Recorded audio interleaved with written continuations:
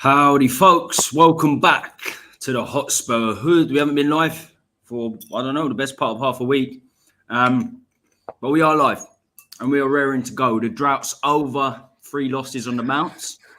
It's not a victory, but I'm sure me and Dan will agree. People in the chat watching will agree that the late goal, being 3-2 down against the treble winning champions of the Premier League, feels like a win. The panel tonight is just me and Dan, the Hooders, the Hotspur Hooders. There might be 1 or 2 popping on shortly, but so far it's just me and Dan, and we got plenty to discuss. So get in the chat, tell us what you think, and we'll try and get a discussion going. But before we do, please make sure you smash the like, subscribe, and hit the notification bell.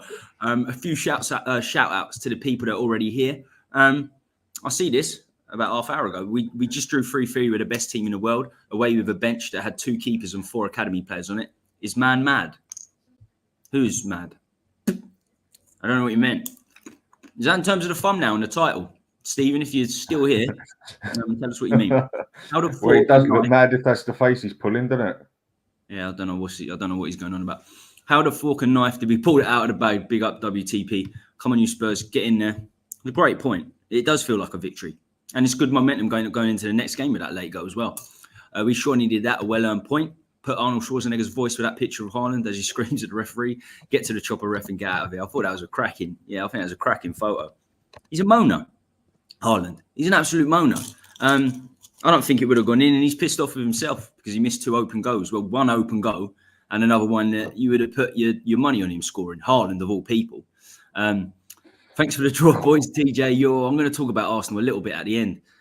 Big up, TJ. Good Arsenal YouTuber. Not too biased, actually, which is weird, which is odd for an Arsenal YouTuber. But we're 6 points behind Arsenal now. They're top of the table. They're doing all right. They still haven't got, I don't think the ball's rolling at Arsenal fully yet either. And they're still up there. Big up Jacob and Stephen. Danny E, picture of health as usual, as the smoke fills the room. Right. Let's go. Do you know what? Before I go to the starting lineup and see how you feel and see what people are feeling, this came out a few days ago. So we sort of got a inclination of not what would happen, but we got an inclination of who wouldn't be there. And Postecoglou said, this is multiple sources reporting this. It's Spurs Watch here on Twitter, saying it specifically. So Postecoglou on if he feels he needs to bring Dyer back in to help combat Haaland in the air on Sunday. No. A resounding no. I love seeing this. I'll stick by my word and say the best decision Ange made, and the one where he's always got my back, is throwing Dyer out of the team. Mm-hmm. One of the very, very first things to do is it's easy to keep him in the team. The languages, the fact that he's been there 10 years, easy to keep him in the team. It's just good that he's not in the team. But he didn't. And I think every time he's not in the team, he do all right. I swear the points ratio to him not being in the team to being in the team is very, very high. Maybe that's one for the stat man. Significantly better without Dyer. I mean, Royale, he just was not good today, but I just still felt better with him than Dyer there. Yeah, I said it from the start. People, even fullbacks. I would prefer to put 2 rubbish fullbacks there than Eric Dyer. Because I know if he starts playing and he has a couple of decent games, we're just going to keep him in January and keep him to the end of the season. And that we can't do with that. We can't deal with that. He's got to go in January. Ange clearly doesn't want him. He's made it so abundantly clear. He couldn't make it any more obvious that he doesn't want Eric Dyer. So surely he's got to go in January. Dyer as well, though, doesn't it? If he refuses to go in January and that, then he's just going to hang on to what he's got, and then summer we can just say goodbye because that's when his contract ends, isn't it? He's so good that his contract ends. So good that his contract ends. The fella goes, the better. Sooner he goes, the better. But the fact that we actually feel safer with a left back and a right back there than our centre backs just about says it all. And the fact that the manager obviously feels safer with the left back and the right back as the centre backs instead of him, it says everything. He's got no intention for the fella. Thank God for that. Right. So talking lineup, what did you make of it, Dan, when you saw this? Pretty much what you expected? Yeah. But the only thing I would have done different on there, which it would have obviously got it slightly wrong, but the only thing I'd have done different is instead of starting Lo Celso, I'd have started Højbjerg. Because soon as we were playing with left back and right back as our centre backs, I felt we needed that defensive midfield there a bit more. And Højbjerg's definitely better at covering that than Basuma. But the way he changed it about and everything, he got the right idea in the second half. He pretty much he brought Højbjerg off the bench in the second half, changed Lo Celso's position to Cam, and it all worked out. But the lineup specifically, I haven't got the City one up here, but I was happy when Grealish was on the bench because he always seems to do pretty well against us. So I was very happy to see Grealish on the bench and Foden start. I would have been happier. That made me happier, and the fact that they played a centre back and centre midfield.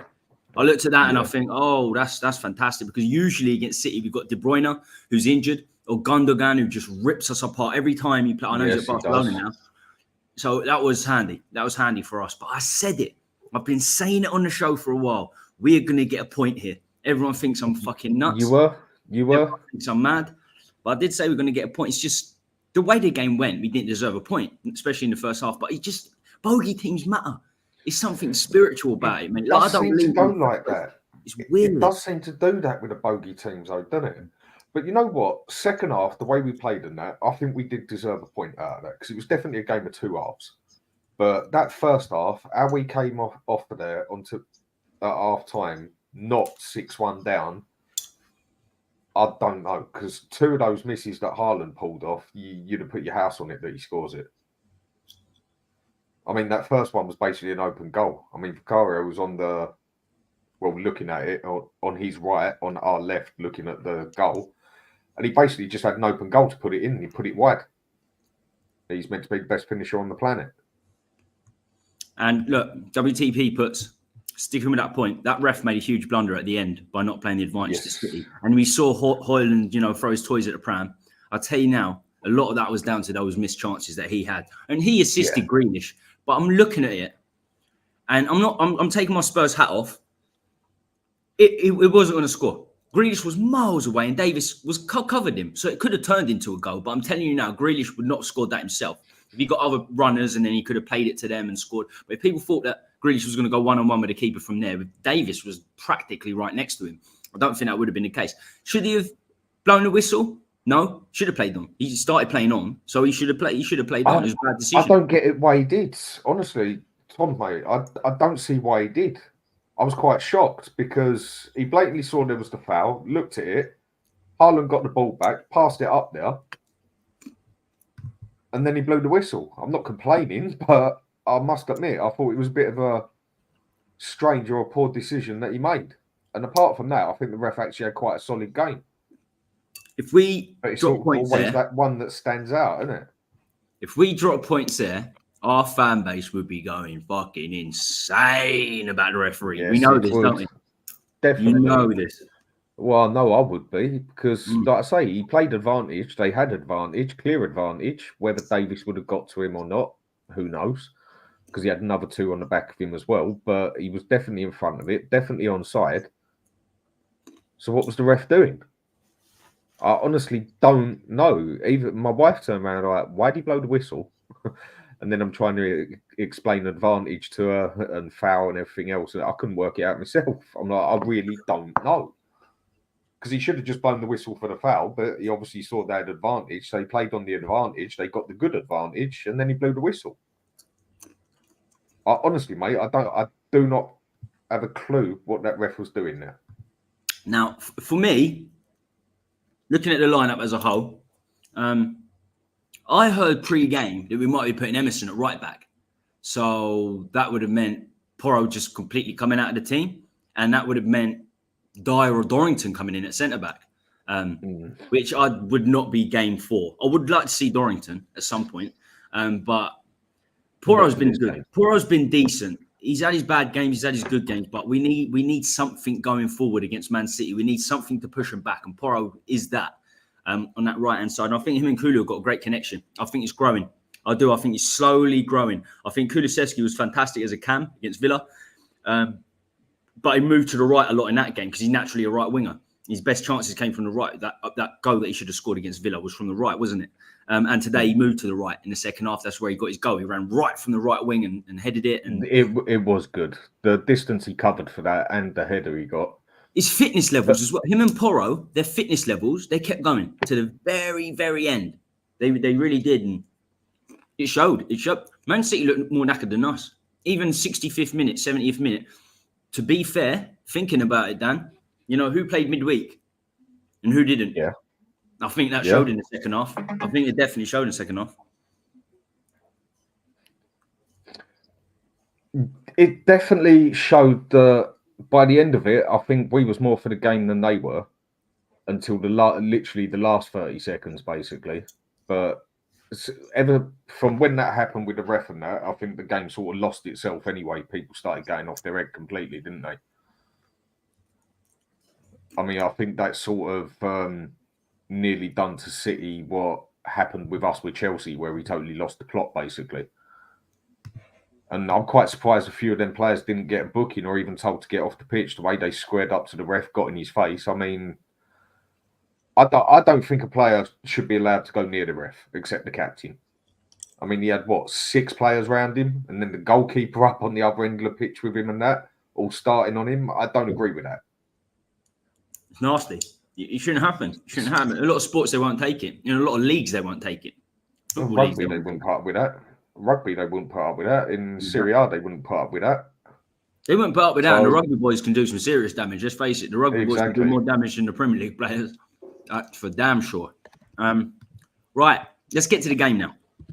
We looked at the lineup. We looked at Eric Dyer not getting a game. Fantastic. I mean, Dan, how did we get a point? How did we get a point here? And I can't remember your prediction before we started today. What was your prediction before we? My prediction was I could have seen us getting a spanking, but I could also see us getting a win or getting something out of it because it would have just been a very Spurs thing to do. And plus, we are their bogey team. And no one expected us to go there and get anything. It was basically the same as like with going to Arsenal and that. First half, we should have been done and dusted. 6-1, we should be at that first half. 5-1, 6-1, we should have been done and dusted. They basically did what we did with Villa.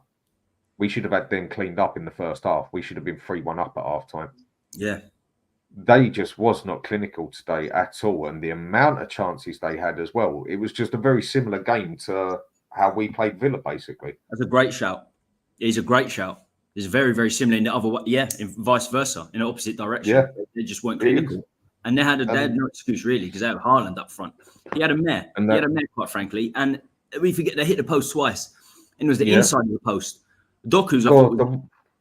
Mate, the way it hit right on the inside in the corner and still managed to come down and bounce out. Yeah. I thought it hit the crossbar, then hit the post, then come out. But either way, it was very fucking close, and it was the inside of the post, like Kulusevski against Villa. Just missed, but he's inside of the post, so you're talking millimetres away. Millimetres. That's the difference between winning and losing, and we are their bogey team. This happens a lot. They dominate us, and we somehow get out of there with a point, or we get out of there more often than not a victory, especially at home. I mean, they haven't even scored at our new ground yet, have they?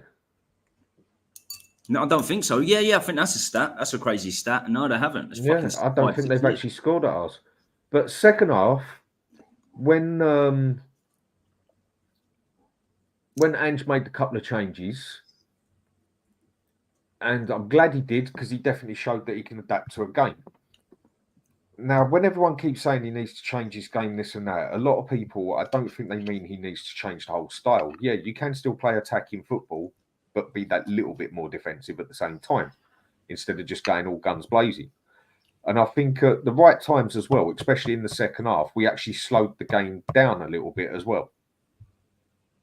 And then sped up again, instead of like it was against Villa, where we just charged at them all the way and was totally burnt out by 60 minutes. So the second half, I actually think we had the better second half than them. So I do. It was an equal result by the end of it, I'd say. But we definitely got off with that on a lucky one that we weren't 6-1 down at half time. And we didn't dominate like City did in the first half. But I agree. I think overall, overall we were the better side. I mean, you got to look at the possession in the second crazy half. as well. In the second half, definitely. Possession was crazy as well. I think in the first 10 minutes we had like something like 70-30 possession in our favour. It was madness, absolute madness. And no one ever does that at the Etihad. And when we came straight back on the second half, it looked like it was just going to carry on from the first half because they literally had a chance again straight away in the first couple of minutes. First minute, 30 seconds? And you just thought, here we go. How much longer is this going to go on for? And then, I don't know. I think personally, the other reason we got back into that game is because City let us back in the game. Same sort of thing that we did with Villa again. Difference is with Villa, we was totally burnt out as well. But they seem to just get complacent and think, do you know what? They're going to make another mistake again, which we did. And we'll just play off of that. Because I did not like the way that we was playing in the first half, passing it out so close from the keeper to the defender to someone like Royale who can't pass a ball for shit. When you got Man City players coming at you, it's scary. And enough times I watched it and I sort of had to look away from the TV when Vicario passed it out. We nearly conceded goals because of that. Yeah, that first half just was three not times good. Bissouma done it just outside his own box 3 times. He only paid for it once, Bissouma, but yeah, I'm going to get onto player ratings soon because I've got to player ratings. I want to see what everyone thinks. Yourself as well, Dan. We'll both have a look at that.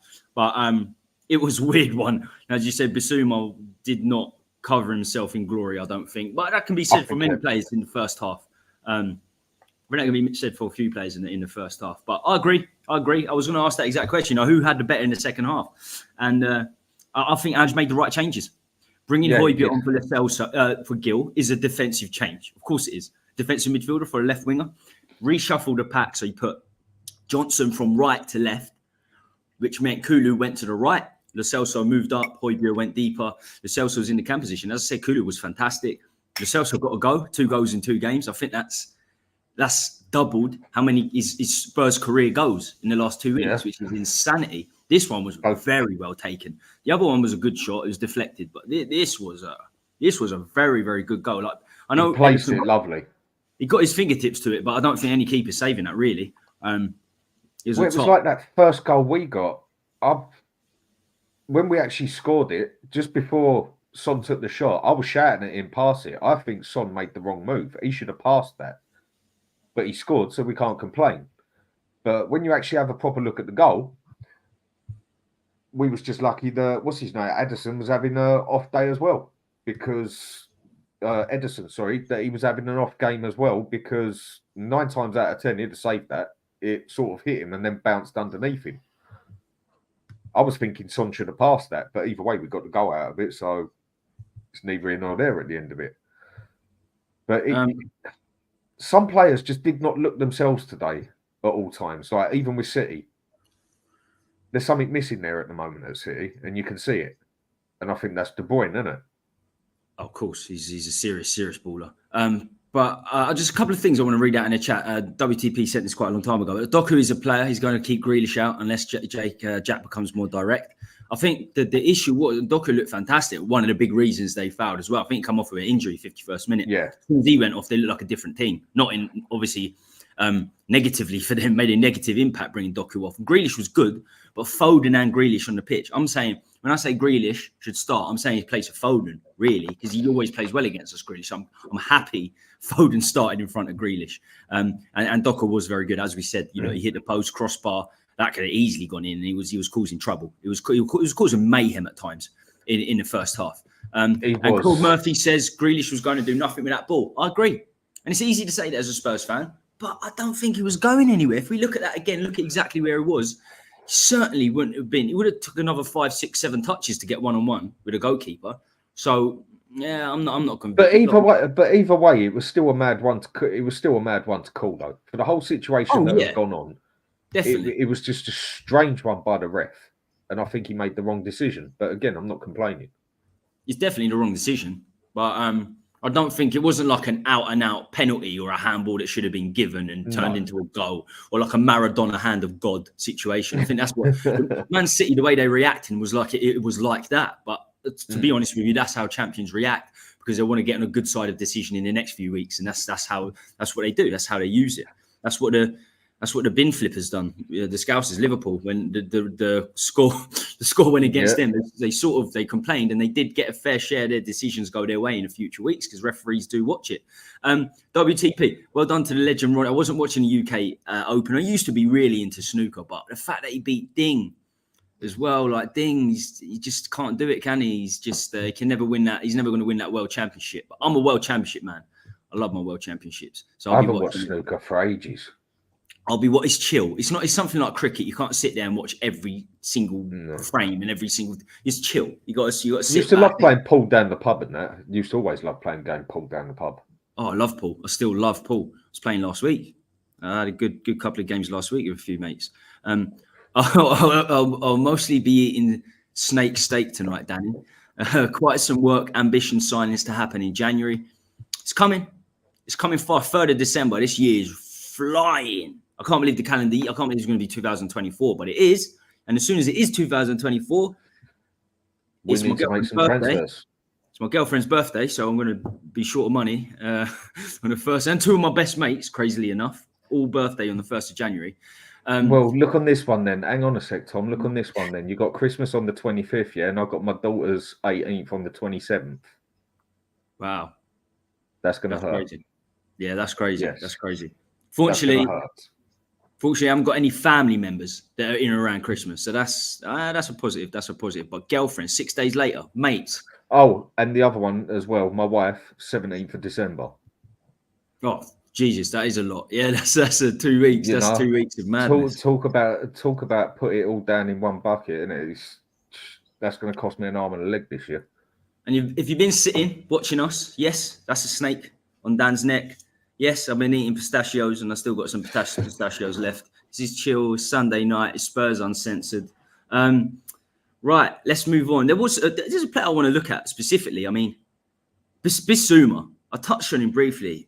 He struggled again, but what have you made of him recently? And I'm talking the first 4 or 5 games he done great. In fact, it was fantastic first 4 or 5 games. I don't know about you, but the Arsenal game, the first half, he wasn't great. In fact, he was poor. Come back and done very well in the second half. Since that point, he's gone right off the boil. I mean, what do you make of Bissouma recently, Dan? Well, a lot of people know, whoever's watched me regular sort of thing over the past 5 months I've been doing this, I rate Bissouma as one of our best players, if not the best player we got, for what he can do. Okay, he's not one that makes the goals and everything else, but the way he can make a midfield work, basically, the way he can control a midfield like he had done. And then all of a sudden, it seems like someone just turned the switch off. Because after that Arsenal game, and especially after he got the red card as well, it's been fucking terrible. I mean, today he was shocking. I know he's not an out-and-out defensive midfielder, but he's usually a lot better defensive than that. And trying to play it out with 3 men on you, especially when you're playing like a team like City, you shouldn't even be doing that when you're playing a team like Luton, let alone City. And he tried to play it out. But when it's happened 3 times, 2 times previously, before the one that led to the goal, you've got to just get out of it. Just fucking hoof it. We had to change our tactics. Ange had to change his tactics in the second half. He had to take his medicine. Bringing Højbjerg on for Gil. And sometimes you've got to take your medicine as a footballer. If you're not sure and you keep losing the ball, just go for the easier option, even hoof it. When in doubt, kick it out. And there was a fair too many times on that. I think we should have booted it and passed it about, and it nearly copped us a goal or 2. But again, we had a bit of fortune on our side tonight. Yeah, I mean, that's a good shout in terms of the looting game as well with Bissouma. I think he tries to be creative, but I don't think he's got that assist in him. I don't think he's got that great final ball. No. He can play, because he's box to box, a little bit like Dembele, but I'm not going to put him in the same bracket as Dembele, because Dembele was unbelievable for a long, long time. A lot of people have sort of put him in there. I'm not putting him in there yet, no chance. What I see with him is perfectly evident in this game. When he starts playing badly, it goes on for the whole game. I remember against West Ham on his debut last season, he started. He was atrocious. That's one of the worst debuts I've ever seen for a professional footballer. He was that bad. He lost the ball every time. He got sent. I think he got subbed off in 45 minutes, like at half time, because he could have had 4 yellow cards. He got one. He could have been sent off.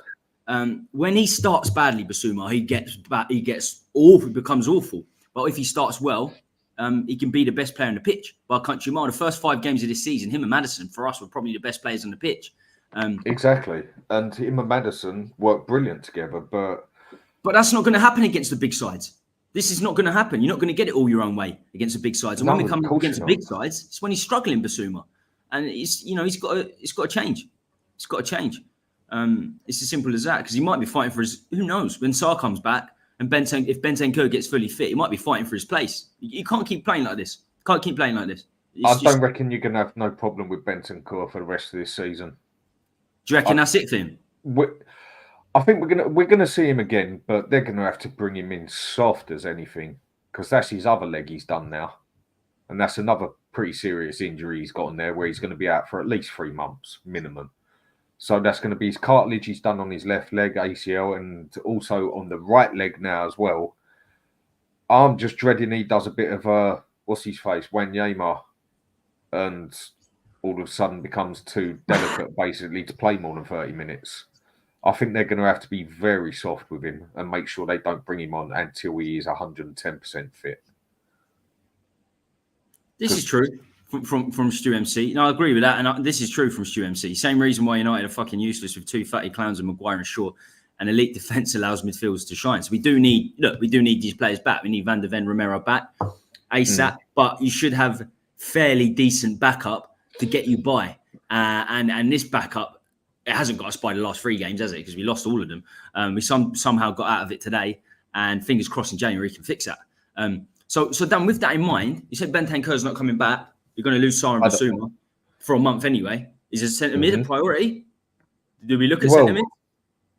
We need to, don't we?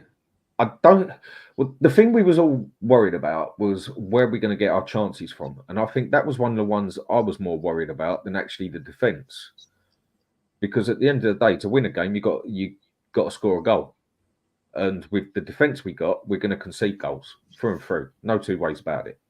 So I'm looking at we need to play a bit of a you score 3, we score 4 attitude sort of thing, which is what I think we tried with Villa, went out for the early kill and that. Wasn't clinical enough. And yeah, it showed in the end. But what we've now proved over the past 2 games is where Ange has gone, what I've been saying for him to do for so long, stick Kulu as a number 10, and he will come good. The creativity is there. You can see it. Even the Celso. And we've got the creativity there, but we definitely need that bit more depth in midfield. I don't mind Højbjerg covering for a couple of games. Again, I think he proved it to everyone today that he's more than good enough to be a club player, squad player. Wouldn't pick him for my first 11, but definitely a squad player. I'm more than happy to have him on the subs bench. He come on today and I thought he'd done well. But then when your next option is Oliver Skip, I must admit, when he brought Skip on, I weren't too keen on the idea.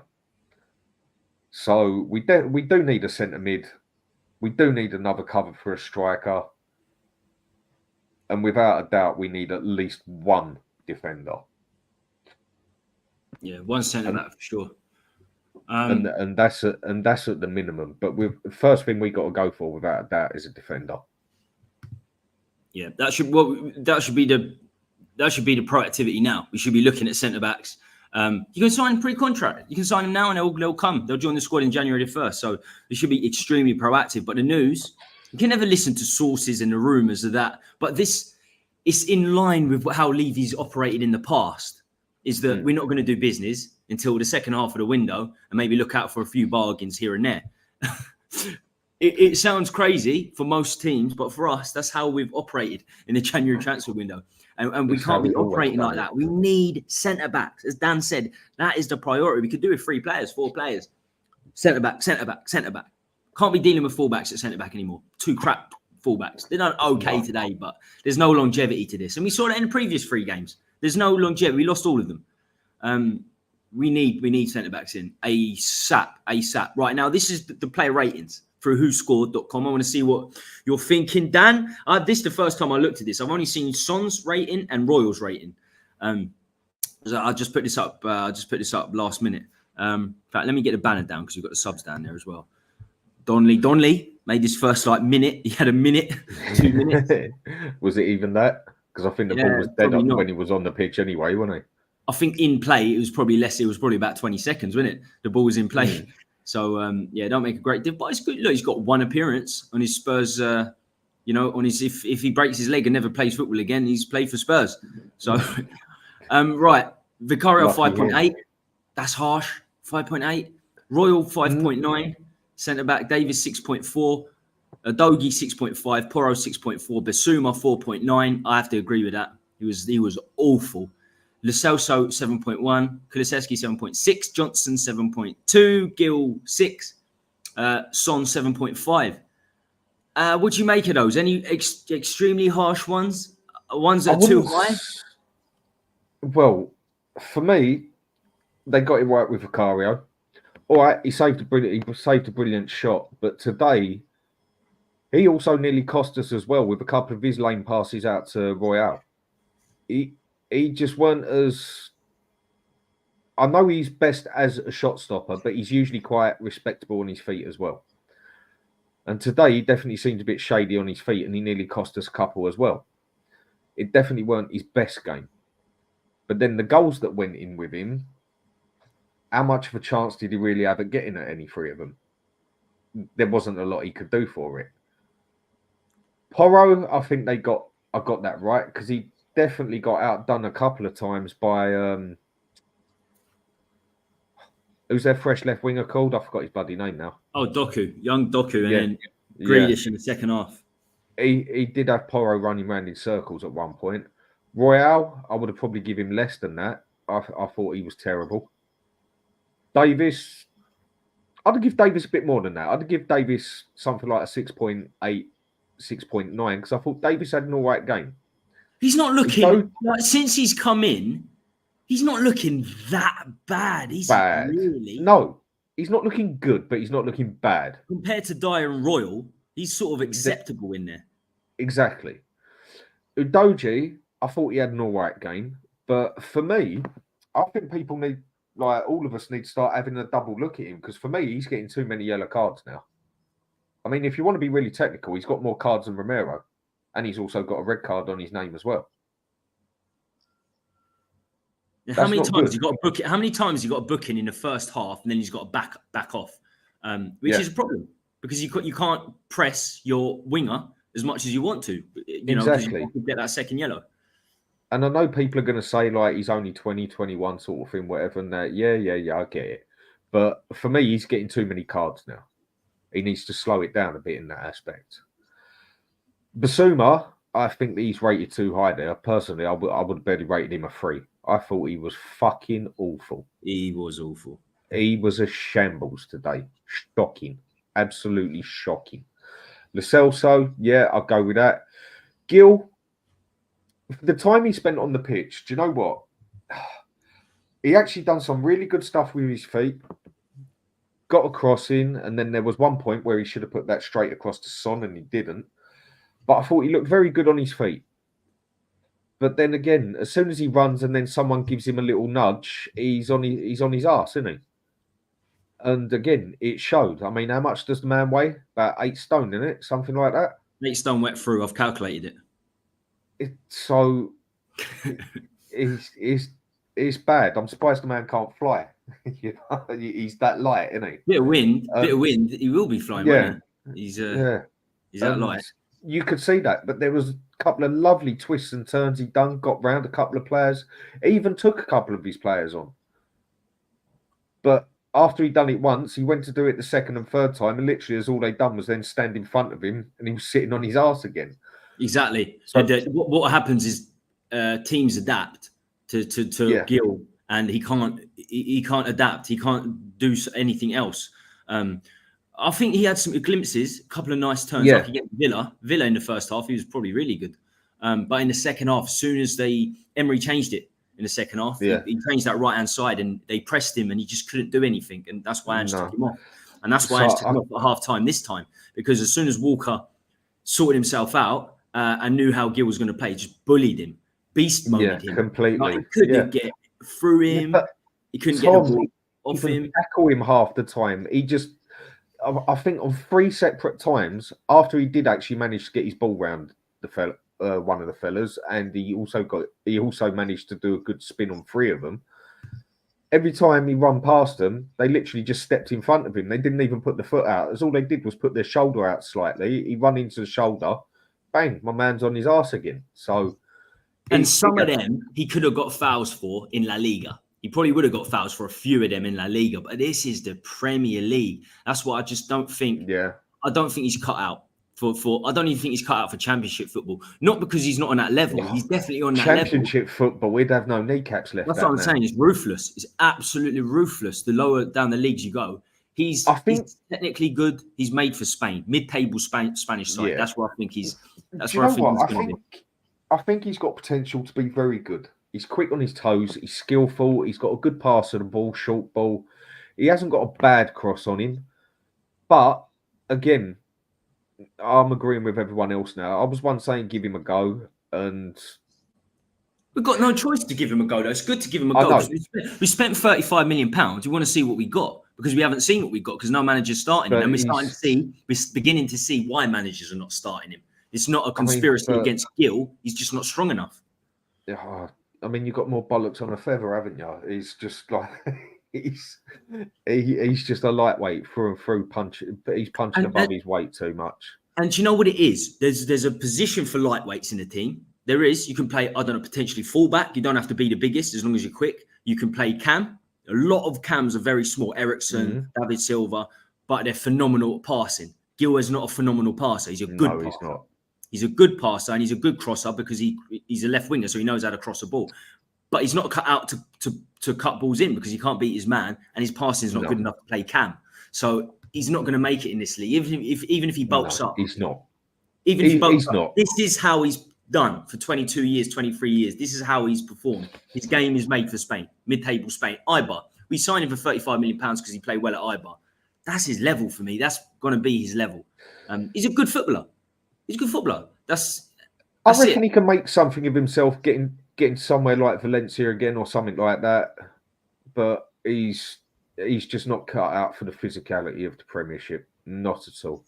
If you bring up them scores again, one definitely underrated, Kulusevski. I'd give him a 9 personally. I thought he was that fucking good today. Yeah. I'd give him a 9. He was quality. Johnson. If I'm going to be honest about Johnson, I think he was pretty quiet through most of the game, but then started making it count more in the second half. You see when he killed Gvardiol? Gvardiol's fast. Yeah.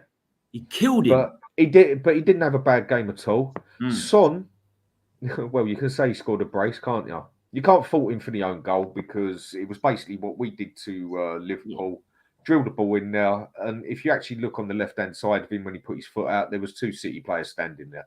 So one way or another, that was going to go in the back of the net. So you can't fault him for that.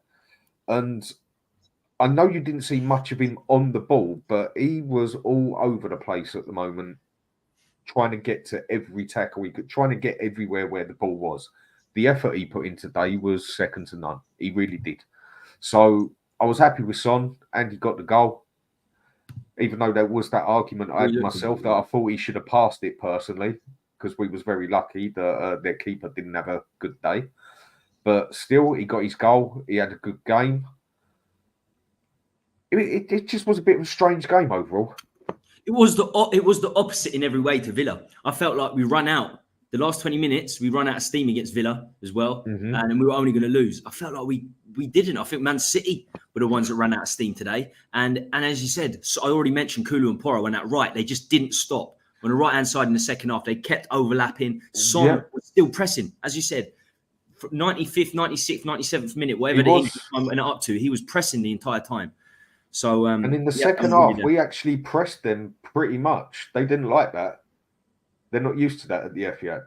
But I tell you They what, basically let us back into that game. Yeah, they just backed off because they was waiting for us to make another mistake, which we did, but they weren't expecting no repercussions of it. And if you look at that game in a few ways, I mean, 2 of those goals we basically give it to them on a plate anyway, didn't we? Because they were down to mistakes. yeah. So that second goal, we were talking about it. We were talking about as the game was watching, and I was thinking, what can I say here? It's like 5-a-side goal, they said in the commentary, and Dan said it was a FIFA goal. That's what it was. That second goal was a FIFA goal. It was FIFA all over. So much time, time to pass. It was basically on the line, and he tapped it in with 3 passes in the box. Man City's second goal. It was so easy. And from that point, I thought, here we go. This is going to be a spanking. This is going to be 5-6-1. But they missed their chances after that. The phrase for it that they call it on FIFA is a sweaty goal.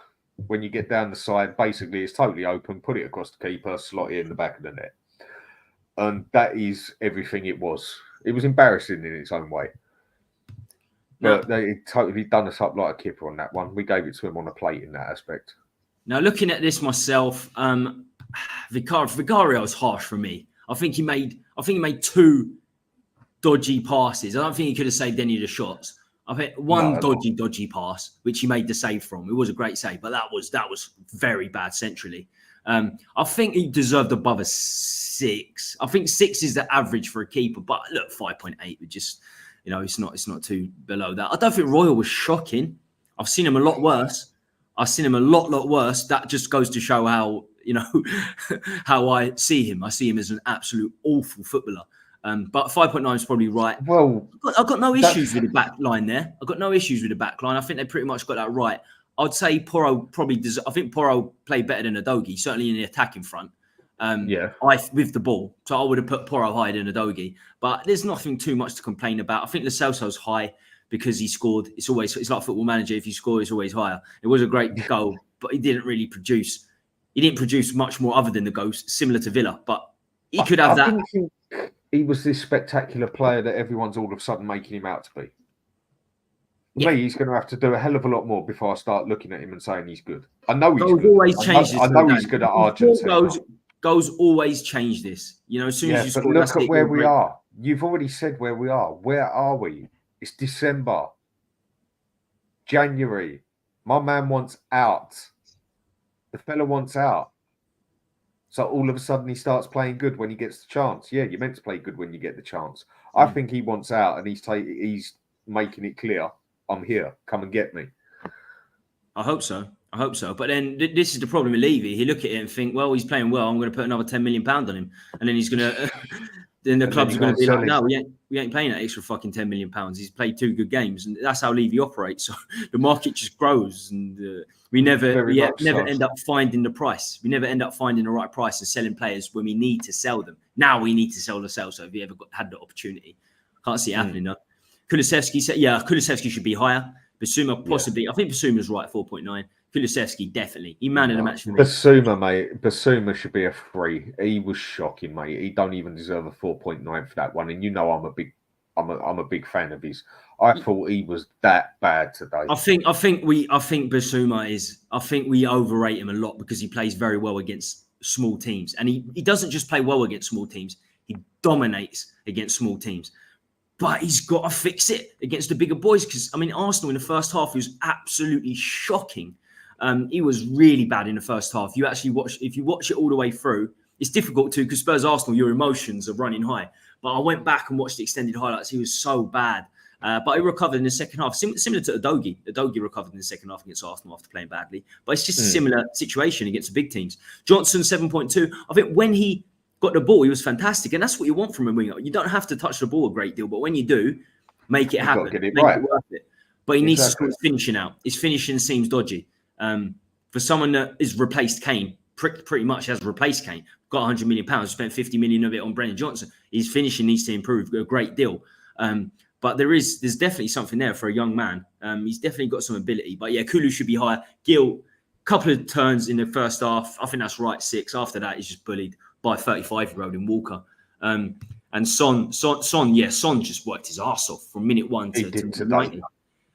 And to be fair, the people that get these ratings together, a lot of people love the ratings. I'm not big on them, but I'll incorporate them into the stream because it's not about me. It's if other people want to see it, then we'll show it. It's just for everyone. I'm not big on the ratings and stuff. But this one was pretty accurate. And Son's rating is so high, even when he plays badly, because he works his arse off. That is one of the biggest reasons, I think, because he can be hopeless in possession and still, the ratings are really high. What did you think of Højbjerg when he came on? I thought he'd done well. I thought he'd done his job. And it's no coincidence that when he come on, we were comfortable. We were relatively comfortable. And to be fair, when Skip came on as well, you think, we've gone to a flat centre midfield three now. It's going to be really bad. But we were good, and Skip was very good as well. He won back possession 3 times. So playing in that deeper role with 3 centre midfielders, there is a time and a space for it with Ange. There is a time, not every game. And when Maddison's there, we're going to play more attacking. But horses for courses, and that was the right move, putting Højbjerg on, and it proved to be because we ended up getting a point. I'd have started with him personally. I would have started him to use as the DM basically to cover the wing backs in the centre back position. So I'd definitely add him on there, but he's a player that I feel gets a lot of unnecessary stick. Because he's not fire. Well, he's fiery, but he's not a fiery type of player, is he? He's not skillful. He's just that player that just gets in, gets stuck in, and gets his job done. And I feel he gets more stick than he deserves. No, I don't think he's a great player, nothing special, but I think he's more than good enough to have on the subs bench. And personally, I think we've got to keep the man until summer now. Oh, definitely. He's got to stay to the summer. With the players we've got missing, Bissouma Sarr for a month. Bentancur, as you said, he might be done for the season. There's no point selling centre midfielders. There's another reason I think Lo Celso will at least stay from here to the end of the season because of this centre mid situation. We were lucky today. Surprise me. We're lucky today. 2 posts and loads of chances in the first half. It's true. Champions League messed them up. That's a big one. They did. That Champions League fucked them up, didn't it? You could see in the second half. We're fortunate we haven't got Europe because imagine if with this squad in Europe as well. Fucking hell. We wouldn't make it to 30 minutes. We wouldn't make it to 30 minutes. We'd be absolutely destroyed. But a lot of that goes down to Son, Kulu, and Porro for me. Just didn't stop. I mean, Udogie as well. Okay, he was on a booking, but the boy didn't stop running. The fitness levels I think they're growing with Ange, and it will only grow to a certain extent. But you can't burn them out. Now, this is the Christmas period where you're going to need depth, or they're going to get burnt out. We've seen Udogie burnt out already because he had to come off in the first half in the game. Couldn't make the next game. And I still don't think he's 100% fit. Probably not. Probably not. He's not as explosive as he was at the start of the season, but he could pick up niggles. You can pick up niggles. If you throw a Kim Min-jae level prospect in for depth, it's bye-bye Darren Davis and it's next level evolution. Lo Celso unlocked. Gil's assist today was much like how he played in Spain. I still don't think they're made for this league. For those, I think they're probably suited to Spain. I think that's where they'll end up. To be completely honest, I think that's where Gil's best off. Definitely. I mean, I was all for giving him a go here and that, and it is annoying because he is good on the ball and he showed it today. But literally, it's all you got to do is blow a kiss at him and he's on his arse. He's too soft. And I know you don't have to be built like a brick shit house, whatever, to be on the wing. But you need to have something on you to keep you on your feet, don't you? And he don't even get fouls out of it. I thought if we played him up on the left, he might be able to get us a few fouls by the amount of times he's going to get knocked flying. But where it's so simple the way he gets knocked over, it's not even a foul. Exactly. Like, the referees don't even look at it like it's a foul. They think, fucking hell, he's just weak. He's just very, very weak. Because there was no one there. He ran into a bit of fresh air and it knocked him off his feet, basically, innit? And it could be a foul. The funny thing is, it could be a foul. Just he's so weak. It looks like he's over exaggerating it sometimes, where he's just genuinely that weak where he falls over. He's one that I think we might see the back of in January. Kulu has some engine on him. Yeah, exactly. We'll loan him out again, I think, Gil. If we get loaned, we'll try and loan him out. I'm pretty sure Gil will be loaned out if given the opportunity. He couldn't be loaned out in the summer because he had a hip surgery, didn't he? So that's right.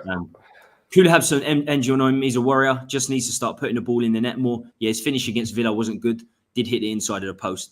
I think Kulu's a fantastic player. He had a bad season last season, but he was in and out. He had Emerson at right back who didn't know what the fuck he was doing next to him. It was very, very difficult for Kulusevski. since Porro came in, I said this from the start, that partnership should work. Porro on the outside, Kulu coming in the inside, and we're starting to see it. It was perfect against Wolves, but there was nothing else. There was no other creativity in the team other than Kulu and Porro on that right-hand side. That first goal was brilliant, Brennan Johnson, Kulu and Porro. They're on the same wavelength. So I think Kulu, Dan's been proved right, that Kulu can cut it as a cam. It's not over a long period of time. It's only been 1.5 games. But you can see that Kulu's comfortable in that role. And he's comfortable in that role because he's played in that role. He looks accustomed to it. So Kulu can be fine. He said it after the last game, Tom. He prefers playing there. He even blatantly said it on the TV. Because he plays inside anyway. So he comes naturally into that position in many ways. Exactly. Anyway. And then with him playing as a 10, left or right foot, it doesn't really matter, does it? You've got a lot more option of what you can pass to. Whereas when he's limited on the right, he has to get it on his left foot to get a decent ball in there. But then when he did move to the right, I think he was even better. That could be he had a brilliant game. Yeah, it could be because Man City's legs went. But I think Kulu, the last 5-6 games, I think he's been brilliant on the right. His past 4 games, I'd say. His past 4 games, he's been very good. Against Chelsea, he scored. He was one of the best players in that game. The game previous, I thought he played very well. And then, there's a partnership here. Something special could be happening between Porro and Kulu. And they definitely start, for me. If you even in a full team, full squad, strong starting 11, they start. Maybe Johnson, if he gets a bit better, you can say he comes in front of Kulu. But certainly not Richarlison on that side. We tried Richarlison on that side. He's never getting in front of Kulu. Well, I think he came on for a matter of minutes, didn't he? Yeah, but I've got a funny feeling that he's going to get some game time. But this brings me to to the next point. We're coming sort of towards the end of tonight's stream. We're nearly an hour in. I think we've got 18 people watching. We've got 21 likes. Thank you ever so much. I know it's unbelievably diluted, the Spurs community in general, especially after a Man City game. So thanks for watching it. Tonight's show, whether you're watching live or on the recording. But just do not forget to hit that like. It's free and it keeps the channel rolling. Right. So a few questions, just random questions I want to throw out there. This is for the chat. This is for the chat and of course for Dan, and I'll talk about it myself. and I'll put some notes up. And the first one was, Richarlison. Does he come back? Does he come back in a starting 11 for you? If he starts getting fitness, does he come in for, say, Johnson? No. Not even if Johnson starts playing really badly and doesn't take his shots. Let's say his finishing becomes erratic. That's the problem. That's where we're limited on our options in a lot of ways. At the moment, as far as I'm concerned, if Richarlison comes back, and I can't stand the player, but where we're so limited at the moment, for me, we are best off sticking with Kulu as a 10. He's basically already proved he can do it. I already knew he could do it because I've seen him play at Juventus a few times doing it. I've even seen him play as striker in the Champions League alongside Ronaldo. And I'd keep Kulu in on the 10, keep Johnson on the right, and then that's where we have a fight for Richarlison or Gill on the left. And dare I say it, I think we'll probably end up better with Richarlison on the left because he can actually keep his feet a bit better, can't he?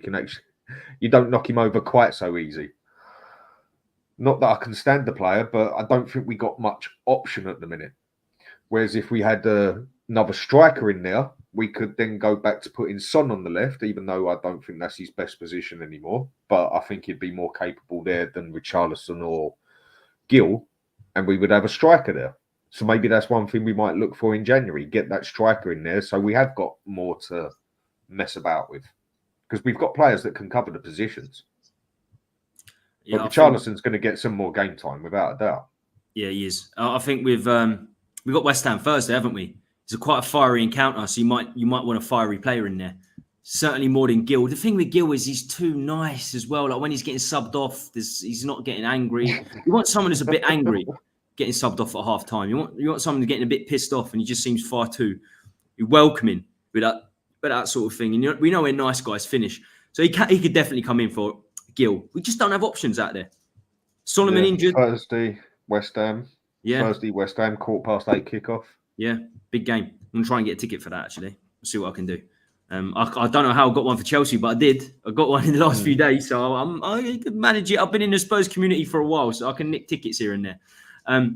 But, yeah, Gill out, Perisic injured for the season, Solomon out for 3 or 4 months. Richarlison probably will come in on that left-hand side, I'd imagine. There just isn't no other real options, is there? Especially if Kulu plays Cam. If Kulu plays Cam, then that will happen. If Kulu plays right wing and Lo Celso plays Cam, then Johnson will go on the left, I'm sure. So we can say it's Kulu's... It's another option. Yeah. That is another option we can try. But I do think Kulu is definitely our best option as Cam without Maddison. Yeah. Oh, yeah, definitely. He is our best option as a Cam. The problem is he's our best right winger as well. That's the issue with Kulu. We need to clone him, basically. Him and Johnson, they're two very different sort of players, aren't they? But I think Porro and Johnson are very similar. They want to go on the outside. The overlapping with Kulu and Porro that I'm seeing, it looks good. It looks suited to the system.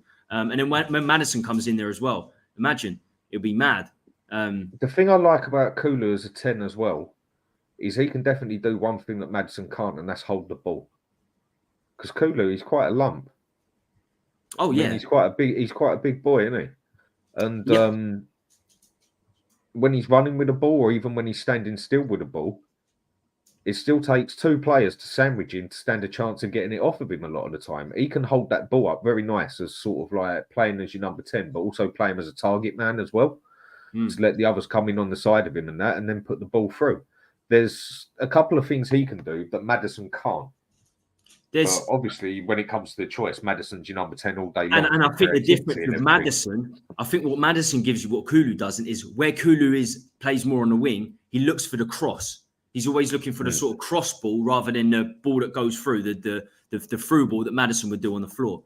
And that, I think that goes against him, Kulu.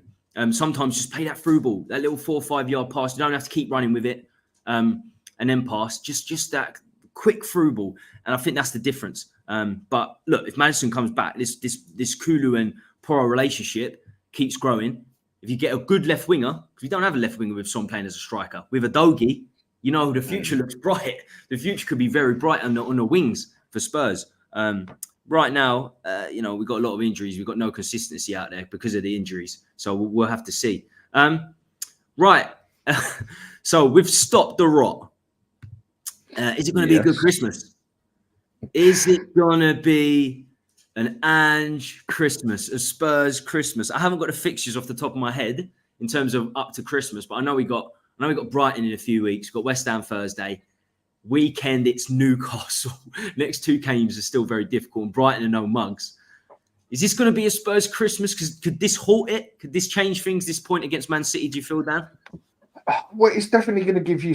It's definitely going to give the players some sort of boost, isn't it? I mean, to be able to go to the Etihad, even when you're playing at your peak and get a draw, you're happy, aren't you? I mean, what it is now is what it used to be like going to Old Trafford and you come away from there with a point and used to be over the moon. Even if you had a better team than them, you still didn't used to go to Old Trafford and hardly get a point out of them. So, and the way it also got done today as well, with the beating that we took in the first half and still managed to come back and make it 3-3, it's definitely got to do some good for the players. And the next game, is it the next game we got Romero back? Yeah, he's only 3 games now. He's back. Right, so Romero back, and then Davis covers that spot, because personally, I think Davis has been all right. Again, nothing great, nothing special, but actually, he's been respectable, I think is the phrase I can use. So you definitely, when Romero comes back, obviously Van der Ven's out, you're doing Romero and Davis. That is what I would go for now. Because I think Davis has showed that he can handle the centre-back. And with a better defender next to him like Romero, hopefully it could work better. But then maybe in some of the smaller games as such, I still believe that we should give some of the younger players a go. But it's where do you take that risk now, isn't it? And with Romero coming back, hopefully Basuma pulls his finger out his arse as well. And we should have Sarr back by the next game as well. So things are starting to look a little bit more bright in that aspect, as long as we don't get no more injuries. Because then we're only going to be basically 2 players out, aren't we? And that's Maddison and Van der Ven. Yeah. And it is a very, very important point for me for the Christmas period. I believe it to be. It stops that, 4 games on the bounce. I think that would have been a record. I was listening to it and it said like to go 10 games unbeaten in the league and then to lose 4 on a bounce is like only 2 teams have ever done it. It's not a record you want to be on that side. So that wouldn't have been good. And just in general, you got 4 losses on a bounce. Against you going against West Ham, you're now going to play 2 games in a week, which your squad probably isn't capable of. It's difficult. Romero coming back. Udogi's getting burnt out still. I think Udogi's going to keep getting burnt out. I'm not sure he can play against West Ham and Newcastle within 4 or 5 days. So what you'd have to do is I would start Davis next to Romero, but then I'd have to think about one of the games. I'd put Dorrington in at centre back and then Davis to left back. Davis out and left, yeah. Because there's no cover for Udogi whatsoever unless you're putting Royal at left back. I think another thing that's give us a bit of hope, give the squad a bit of hope, is actually Kulusevski as a number 10. Because in that game against Wolves, everyone was sort of like half looking at themselves lost because there was just no creativity whatsoever, was there? Nothing. Big struggle. Now that I think they've seen that Kulu can handle a 10 or even Lo Celso, and they can pass it about on the pitch, whatever, even though they probably knew all this through training and everything, but actually seeing it in the game, I think it might give a good vibe off to the team that we still do have creativity on us. And you look at the past 2 games, we have created chances. So it's not like it's be all end all that Maddison's gone, even though it is a very bad thing. And we've become so reliant on a player that's only been there for 3 or 4 months. I find it embarrassing. I find it fucking embarrassing, to be honest with you. I do find it embarrassing that we had to rely on this guy for just everything in the first 10 games. It's good to not have to rely on this guy to a certain extent. And Kulu definitely gives us options. And that's key. That's absolutely key. Yeah. Well, it's like you look at a lot of teams when they ain't got their playmaker. I mean, Man City just don't look right without De Bruyne, do they? They just... Haaland isn't getting it fed on a plate. Man City do not obviously look... But he's a world-class player. It's definitely more of an issue with Haaland now. When they played false 9 without Haaland, the De Bruyne injury didn't hit him so hard. Because I remember when I was talking to a Man City guy, Ray, used to come on the channel. I used to always do a preview with him. And he was telling me that himself and the Man City fans don't care about De Bruyne being injured a great deal when they played with a false 9. It didn't make a big difference. They were playing better without him in a lot of games. But with Haaland there, he needs that creativity. It changes things. It changes the dynamic. So yeah, I mean, De Bruyne is pretty much irreplaceable for them right now. I'm sure they'll look in January. What proper clubs do, they will be looking at a replacement for De Bruyne in the long run. In January, I think they're going to go looking for someone to start looking to take his place because he's getting a bit tender as well now, isn't he? He's starting to get a few more injuries here and there. And after this one, he's now, what is he now, 31? I think he's 33. I think he's up there. Let's have a look. I think he's. So they're going to be looking at someone to take his place sooner or later. He's no spring chicken, and he gets a lot of injuries. Yeah, he's 32. Well, look at Kyle Walker as well, because Kyle Walker looks like he's 34, isn't he? He's still in his early 20s. Still looks like he's in his early 20s. He's 33. For me, Kyle Walker's the best right back the Premiership scene. He was. We talk about world-class players at Spurs. And just because he's not attacking, people are like, oh, can't be world-class. I'm talking world-class for me is if you're in the top 3 right-backs in the world for a specific period of time, for like 2-3 years. If you're in the top 3 right-backs in the world, then you're world-class. That's world-class. And Kyle Walker, I think between 2016, 2019, even his Spurs days, you could say he's in the top 3 right-backs in the world. So he's world-class. Modric world-class, Bale world-class, Kane world-class. They're the 4 that definitely are world-class for me. Son, it's difficult. No, Son ain't quite world-class. He's very, very good. But for me, he's too patchy to be world-class. World-class player does it game in, game out. Game in, game out, and then maybe has one dodgy one. Son isn't consistent enough to call world-class. Would you agree that Walcott? Would you agree that Walcott was world class? You could even put him in that bracket now. Still, I mean, that's what I was about to say. I think Walker over the past 5 years would have pretty much got into anyone's team as the right back. I think he signed he signed another year's contract. I think he signed a longer one than that because they weren't going to give him a new contract. I think they ended up giving him like 2.5 years or something at 33. Let's have a look. This transfermarket.com is pretty good at this. He's still more than capable, isn't he? He's only got 1 assist. And he's still quick as and all. I mean, he's got a contract till 2026. They gave him a 3-year contract at 30. Man City don't do that. They don't do big contracts for old players. They just do not do it. So no, but he's good cover for a centre back if you need it as well. And as the right back, I think with him, it's definitely the experience he's got as well. I think he's a brilliant player. I think he's the best right back the Premiership's seen anyway. One of, definitely. He bullied Gil after 20th minute today. He just bullied him. But he does that to a lot of players. He will do that to a lot of players. But you look at where England played the last year. He gave Mbappe a run for his money enough times. Even outrun him a few times on a sprint. Right, There's definitely a big age difference there. I'm very interested in this final segment of the show. I'm very interested in what people are saying. I said you might not be watching live. It's rather late. If you're watching on the recording, where we get the majority of our views these days, get in the comments. Tell us what you think about everything we've discussed. But this one, we're now 6 points behind Arsenal in the league. They're top of the league. I still don't think they're playing great. I mean, let's start with me and Dan. We disagreed with this in the summer. I definitely disagreed with Dan in this. It could be because we're rivals. We don't want to admit it, or we genuinely feel this way. Do you believe Arsenal's depth is better than Spurs?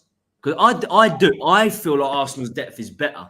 It's easy with hindsight now to change it, but I did at the time think Arsenal's depth was better. How do you feel now? Because, they've got a few injuries and they're still doing all right.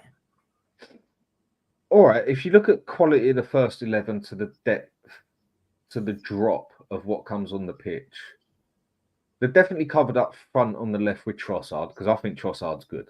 And he's more than good enough quality to cover Martinelli. Exactly. Martinelli's a very good player, don't get me wrong, but he's good cover for them.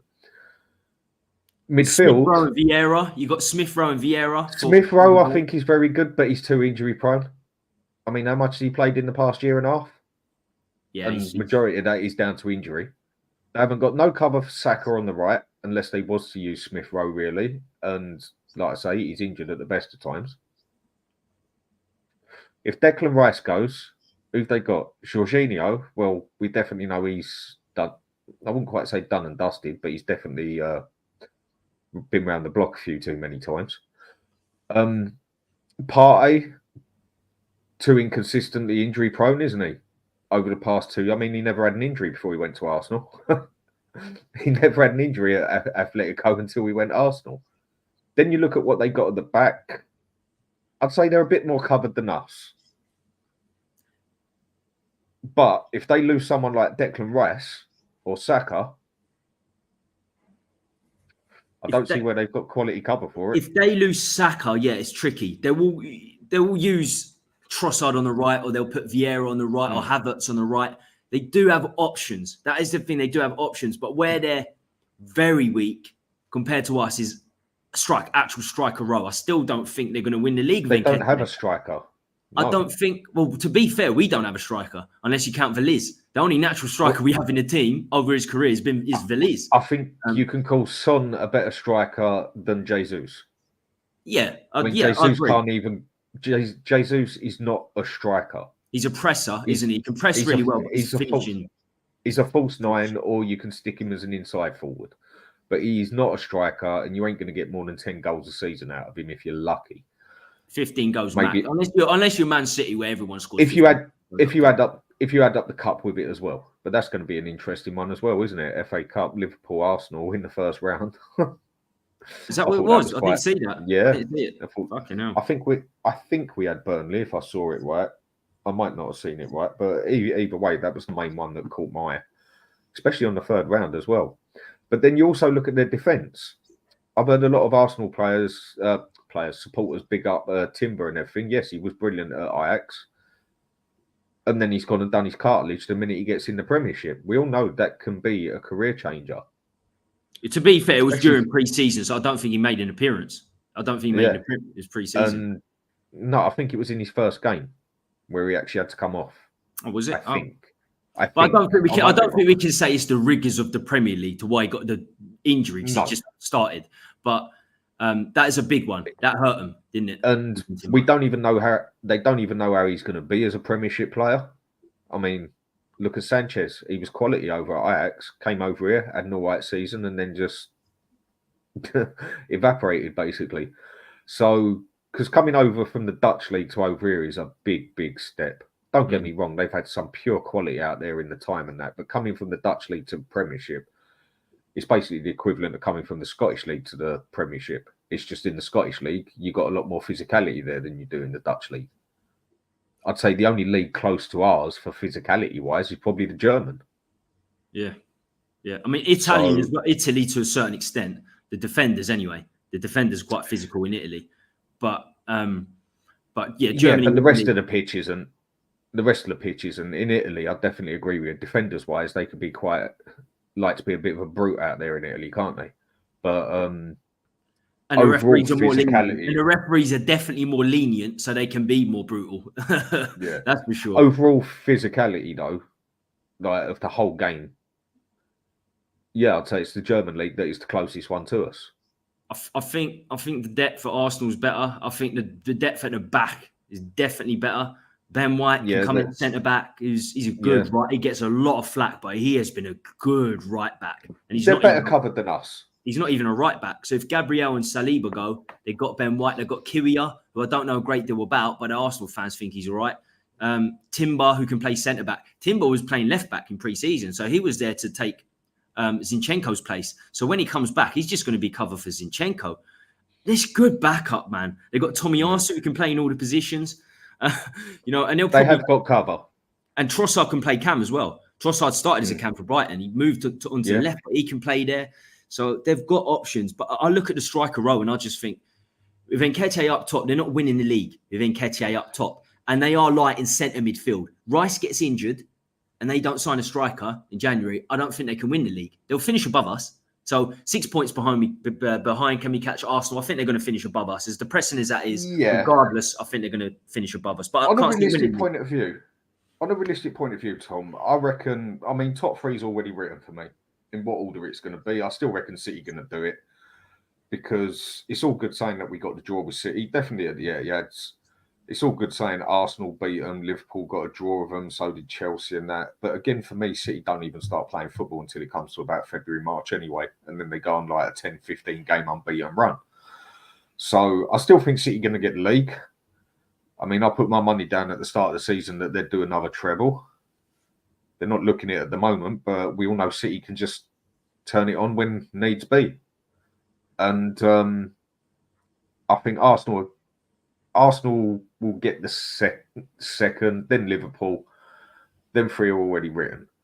But then after that, for the fourth and fifth place, because fifth place can get us Champions League this year, quite possibly, you've then got the choice out of us, Villa, Newcastle, Man U. Depends how Chelsea do if they have a couple of games straight. But the thing is with those five teams is Man U are basically the same as us. So are Newcastle. So are Chelsea. So are Villa. We're inconsistent. That's why fourth place for me is there for the taking between them five teams. The problem with us anyone out of it. The problem with us is we're playing at our very, very best. I don't think we can play at a higher level than this. And we're still fifth or sixth. I disagree. I think we can take it up another level. When our full team's back. Yeah. I think we can still take it up a level because you can still see a couple of the players are still getting the idea of how to play this style of football. And they've done a good job so far since it's only 14 games in. I still think we can take it up another level, but it's definitely going to depend on who we buy in January as well. But the more and more they fold into the system, I think you will see this team improve. Even the starting 11 for me, we've been lucky in a lot of games. I think Sheffield United were won by a goal. Luton we won by a goal. I think Man U, we were lucky not to be 3-1 down. Brentford, we were lucky. So, in the 10 games that we played in before that, it's the problem is the team's going to grow and get better, but the teams around us will grow and get better at the same time with the players they've brought. That's the other point. That's the issue. there's two types of luck as well, isn't there? Yeah. There's luck where you're just bloody lucky, like we had today. It went off the inside of the post to the post and then out. Another day that would have bounced on the floor and gone in all day long, or it would have bounced out, hit the keeper and gone in. But then there's other ones where you make your own luck, like we did against Liverpool. They said, "Oh, it was lucky you got an own goal." No, it was luck that we made because we kept the pressure on them. Same as with Sheffield, we made our own luck in that game where we got those last two goals because we kept the pressure on. So there's two different types of luck here. I still think we can get fourth place as long as we're not damaged by injuries like we have been, and we get at least two players in January. And if by the end of January, when we've got our other players back, Saar, Basuma, Son, we're only, say, 5 points away from the top four, I think we can get in the top four still. Well, Dan, I'm interested with this. I'm very interested with this conversation now, because what I'm thinking is this: we keep talking about Champions League.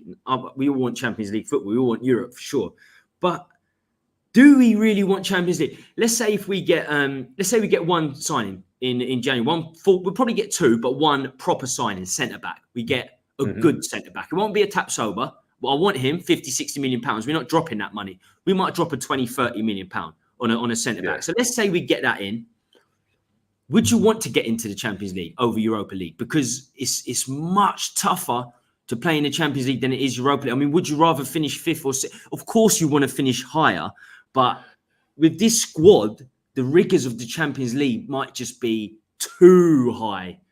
You know what? Obviously the Champions League is harder than Europa, but I don't think the gap is there that it used to be. There used to be a massive gap between them two. But now you look at Europa after the first round of the Champions League's out, basically. A couple of teams from there come down into the Europa, don't they? And sometimes, I mean, Barcelona's been in there. You've had the Italian teams in there. You've had some big teams take a step down to the Europa, haven't you? Because they finished third. So either way, being in Europe's hard either way. And sometimes I think the Europa League can be harder against the smaller teams when you have to start going out to the little country out of nowhere, basically, and play on the sand instead of play on grass. That can actually be more damaging as well, can't it? Pacos Ferreira were basically playing on a fucking runway, weren't we? It was like, you know what I mean? That's what I'm saying. That's what I'm saying. And I know where I'd rather go. So, but then the other thing I think I'm worried about the Champions League is if we do get in the Champions League, is that then going to stop Levy from putting excess money into the club, saying, well, you don't need that many players because you've already got in the Champions League, so you're nearly there already, sort of thing. Bit of a catch-22 situation. And this is the point always, is catch-22. If you succeed, you're not going to get players. And if you don't succeed, well, you haven't succeeded, so it's not good.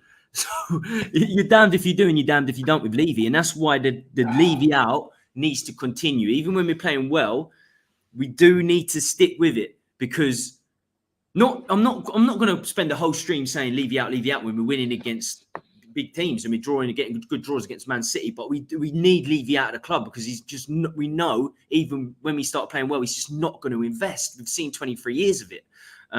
So it is with damned if we do and damned. And we shouldn't have to think about this situation. If we do well, we're not going to spend money. But we do as Spurs fans. It's depressing, and it's perfectly encapsulated by how we judge other signings. So this perfectly encapsulates us.